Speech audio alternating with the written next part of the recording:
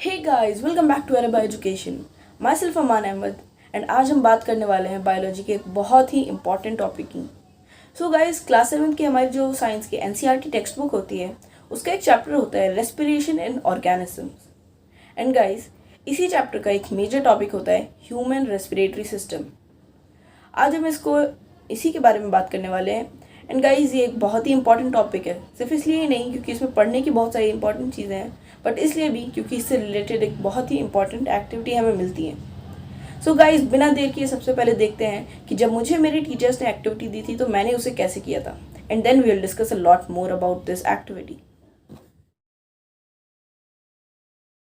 Very good morning to all respected teachers and dear friends. I am Aman Ahmed Ansari of class 7th A from Good Samaritan School. Today I am going to present my model about the mechanism of respiration in human beings, which is an activity given by our science teacher Reena ma'am. So in this activity I have made the respiratory system of human beings, and the organs are that the opening part is the nostrils of the human beings, then the windpipe or the trachea, and the part where the windpipe divides into two is the bronchi. The bronchi meets into the lungs, which I have denoted using balloons. At the end, I have I have tied a balloon sheet, which acts as the diaphragm. So when we put this in, when we pull this diaphragm downwards, you will see that the lungs, which are the balloons, get filled with air, and the air is drawn in. This process is called inhalation. On the other hand, when I push it upwards, when the diaphragm moves upwards, the balloons get deflated and the air is pushed out. This process is the exhalation.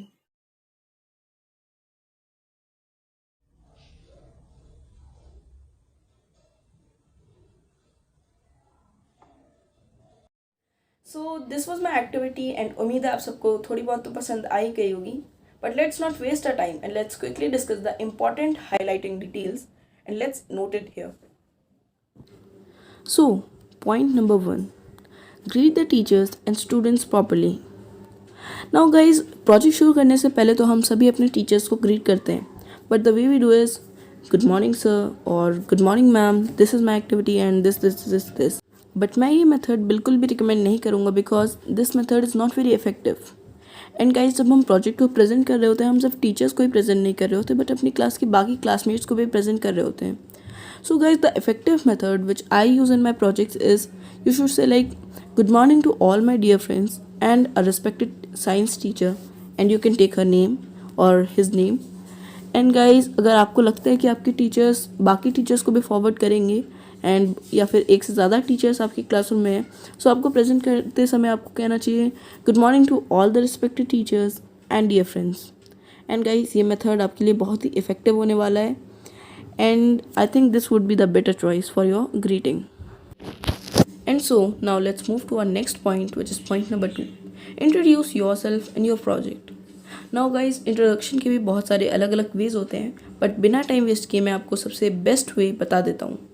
So best way ये है कि आपको first of all introduce अपने आप को करना है. Like I am Aman Ahmad Ansari of class 7th A. So आपको अपना नाम बताना है एंड अपनी क्लास बतानी है. आफ्टर दैट आपको अपने प्रोजेक्ट के बारे में बताना है दैट ये मेरा प्रोजेक्ट है, मैंने इस बारे में बनाया है and I have made it regarding this topic, this subject, and वो क्या क्या कर सकता है, एक वर्किंग मॉडल है या एक नॉन वर्किंग मॉडल है. आपको इन सारी चीज़ों के बारे में बताना है. एंड इसके बाद आ जाता है हमारा point number 3 which is explain your project in detail. So guys, आपको कैसे अपने प्रोजेक्ट को एक्सप्लेन करना है मैं ये भी आपको जल्दी से बता देता हूँ. एंड गाइज, इंट्रोड्यूस तो आपने अपने प्रोजेक्ट को पहले ही कर लिया है बट अब आपको क्या बताना है दैट मैंने ये चीज़ें यूज़ करी हैं इसे बनाने में, और सिंस ये साइंस का प्रोजेक्ट है एंड ह्यूमन रेस्पिरेटरी सिस्टम के बारे में, सो आप गाइज आपको ये भी बताना है दैट ये वाला पार्ट इस वाले ऑर्गन को डिनोट कर रहा है एंड देन दूसरा वाला पार्ट इस वाले ऑर्गन को डिनोट कर रहा है. एंड इस तरीके से आपका पूरा ऑर्गन सिस्टम कंप्लीट हो जाएगा. एंड गाइज, इसको आप टाइम लेकर इसको एक्सप्लेन कीजिएगा बिकॉज ये एक मेन पार्ट होने वाला है हमारे प्रोजेक्ट का. एंड गाइज, नेक्स्ट आता है point number 4. Show that how your project works. Now guys, ये एक वर्किंग मॉडल होने वाला है तो आपको ये भी दिखाना है दैट ये कैसे काम कर रहा है.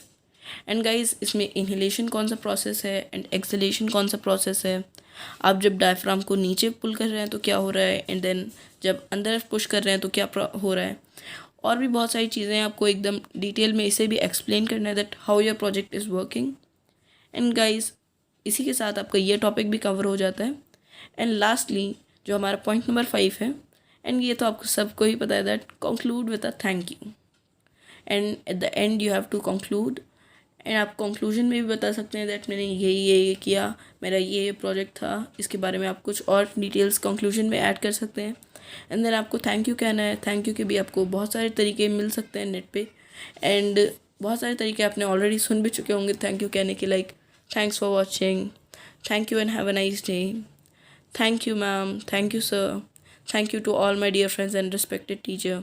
एंड ऐसे कई सारे और भी वेज हैं। सो गाइस, आप इसमें से कोई सा भी मेथड यूज़ कर सकते हैं, बिकॉज सारे ही सुनने में अच्छे लगते हैं एंड इफेक्टिव मेथड्स हैं। एंड गाइस, इसी के साथ हमने ये वाला टॉपिक भी कवर कर लिया, एंड दिस इज़ ऑल।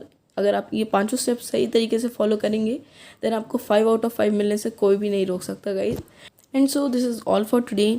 जल्दी ही मिलूंगा एक नई वीडियो के साथ, एंड तब तक के लिए like and share this video, and don't forget to subscribe our channel and press the bell icon for notifications. Guys, also check out these other cool videos from our channel. So, thanks for watching and have a nice day.